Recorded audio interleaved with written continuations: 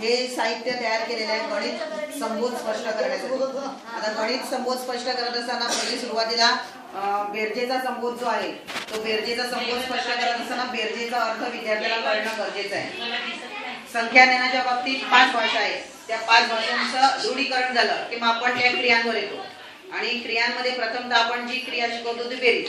आणि बेरजे शिकवत असताना विद्यार्थ्याला बेरजेशी संबंधित जेवढे शब्द आहेत तेवढे शब्द माहिती असणं किंवा त्याचा बेरजेचा अर्थ मग तो बोली भाषेत सुद्धा असेल, त्याच्या प्रत्यक्ष वापरण्याच्या भाषेमधला असेल, कुठलाही असेल, पण बेरीज म्हणजे एकत्र करणे, गोळा करणे, जमा करणे वगैरे हे जे काही शब्द आहेत असे जवळजवळ 17 शब्द आहेत बेरजेच्या संदर्भात। जर संबोध गणित संबोध प्रशिक्षणाला असतील तर यामध्ये सर्व शब्द दिलेले आहेत।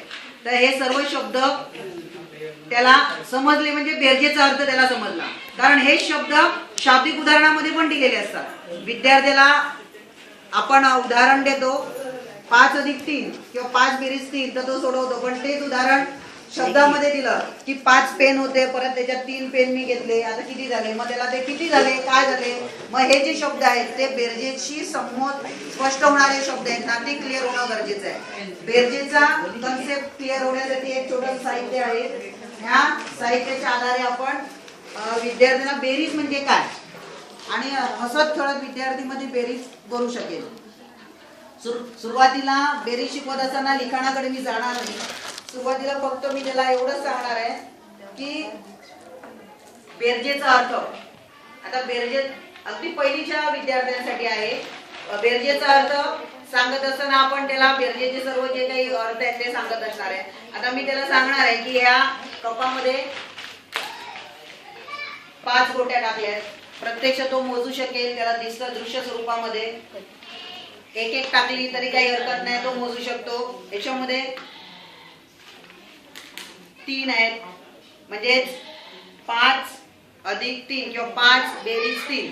आता विद्यार्थ्याला बेरजे पहिलीचा विद्यार्थी अगदी 5 आणि 3 न घेता अगदी 1 अधिक 1, 1 अधिक 2, 2 अधिक 3 छोटे छोटे अंक घेऊन सुरुवात करणार आहोत आपण।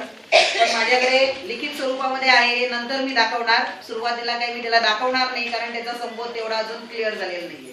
आता हे बेरीज करायची आहे। एका कपामध्ये 5 गोट्या टाकल्यात, दुसऱ्या कपामध्ये 3 गोट्या टाकल्यात। आता ह्या गोट्या किती झाल्यात, आता किती झाल्यात तर बेरीज करतोय आपण। बेरीज करतोय म्हणजे काय करतोय तर एकत्र करतोय। आता काय होणार आहे,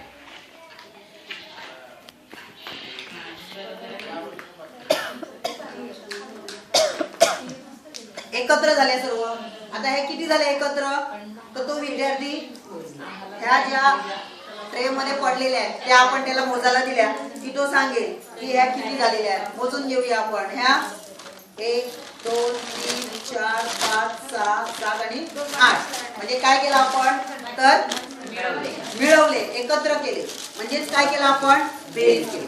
मग गणिताच्या भाषेकडे त्याला आपण हळूहळू घेऊन जाणार आणि मग आपण त्याला सांगणार 5 अधिक 3 आणि मग किती आले तर त्याला संख्या ज्ञान आधीची जी भाषा आहे तो अंक ठेवला की 5 अधिक 3 8। पण हे कधी जेव्हा आपण त्याचं जास्तीत जास्त दृढीकरण करू तेव्हा एकाच उदाहरणावरून लगेच काही शक्य नाही। अगदी लहान लहान उदाहरण घेऊया। मी याच्यामध्ये 2 ठेवले, याच्यामध्ये 1 ठेवला।